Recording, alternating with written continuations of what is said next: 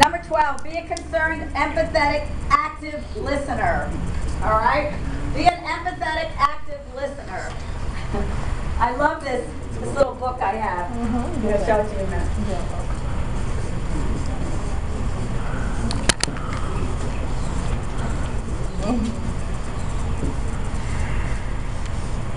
Sponge.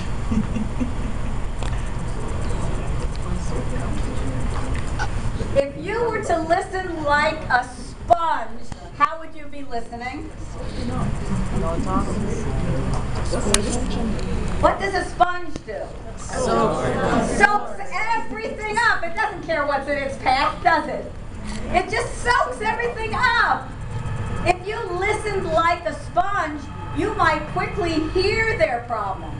You might quickly hear the facts mingled into all of these feelings, right? If you listened like a sponge. But the natural sort of defense mechanism that we have does what to our ears when we hear these nasty, angry words come at us? What do we do with our ears? We shut them off. And we all have the ability to do this. We all have somebody we know is a talker like me. Right? So, what do? We shut the ears off and we're nodding. Or if they're on the phone, we're doing what? We're still typing or whatever we're doing, right? Or we're texting or tweeting or whatever we're doing, you know. And my girlfriend would say to me, I hear those keys pounding. I hear those computer keys. Well, she's going, right?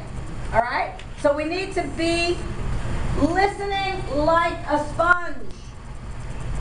People know when you're listening. What do we do that indicates we're listening? Eye contact. We give them good eye contact, right? What else do we do?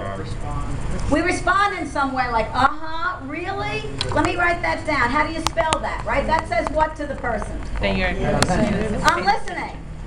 I'm leaning in like you're leaning in. He's leaning in. That says to the customer what? I'm listening. I'm leaning in. If I lean back and do this, what does it say? I don't care, and I'm not listening. I shut my ears off. All right? And so what we have to do is we have to understand that we want to be a great listener, because if we're not listening, organizations lose billions of dollars every year because their workers don't listen. And so then they have to do it over, because they didn't really pay attention to the person who was giving the directions, giving their problem, sharing information, and then they do it wrong, get it wrong, whatever, and they have to do it over because they didn't listen. And the customer knows when you're listening, and they know when you're not listening. And so we want to listen like a sponge. So the next time you find your mind wandering when somebody's talking, just think of a big sponge coming at you. Maybe SpongeBob or something, I don't know. Just think there's SpongeBob standing in front of you. Oh my God, I gotta listen like a sponge. I stopped listening. Because the mind wants to wander as a defense mechanism, right? When they're shouting at you and screaming at you or whatever, the mind wants to do it as a defense mechanism, right? My mother, 5 kids, she used to shut me off.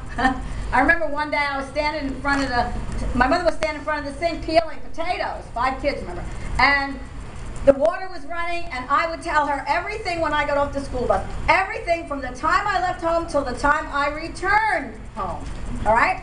And so I was saying something to her, and I asked her a question, and she didn't answer. So I asked her again, and she still didn't answer. So I hollered out, Mommy, you're not listening! And she spun around and she said, I have 5 kids. If I listened to all of you, I'd be in the nut house already. And she had a sponge in her hand, too. And now I had a little sister who never talked. Now, if she had come into my mother, into the kitchen, and said something, what do you think my mother would have done? Instantly spun around and asked her what she needed, right? So we do. We see the same customer come in with a complaint, the same employee come in with a complaint, the same problem child coming in, right? And we don't listen at all, no less like a sponge. And they know it. You know when somebody's not listening. You know it. So, we must really listen like a sponge.